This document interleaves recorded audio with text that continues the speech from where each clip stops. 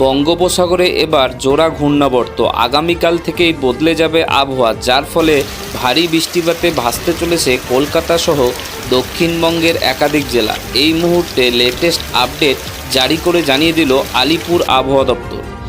বঙ্গোপসাগরে তৈরি হয়েছে দুটি ঘূর্ণাবর্ত, একটি দক্ষিণ পূর্ব বঙ্গোপসাগরে, দ্বিতীয়টি পূর্ব মধ্য বঙ্গোপসাগরে। দ্বিতীয়টির অবস্থান উত্তর উড়িষ্যা উপকূল এবং দক্ষিণ গাঙ্গেয় পশ্চিমবঙ্গের থেকে সমান্তরাল দূরত্বে সমুদ্রে বৃষ্টি।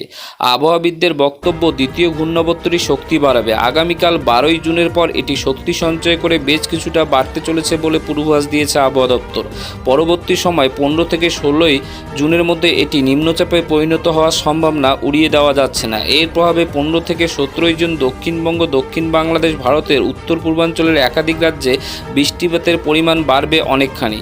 আজ বুধবার থেকে উত্তরবঙ্গে বৃষ্টিপাতের পরিমাণ বাড়বে। এই সপ্তাহে উত্তরের কিছু জেলায় ভারী বৃষ্টিপাতের পূর্বাভাস। এর মধ্যে রয়েছে দার্জিলিং, কালিম্পং, আলিপুরদুয়ার জেলা। সন্ধ্যের পর দক্ষিণবঙ্গে হাওয়া বদলের ইঙ্গিত। বৃহস্পতি, শুক্রবার বজ্রবিদ্যুৎ সহ বৃষ্টিপাতের সঙ্গে ঘন্টায় 40 থেকে 50 কিলোমিটার দমকা গতিতে বইতে পারে ঝোড়ো হাওয়া, যার মধ্যে রয়েছে উত্তর 24 পরগনা, দক্ষিণ 24 পরগনা, পূর্ব মেদিনীপুর, পশ্চিম মেদিনীপুর, ঝাড়গ্রাম, হাওড়া জেলায়।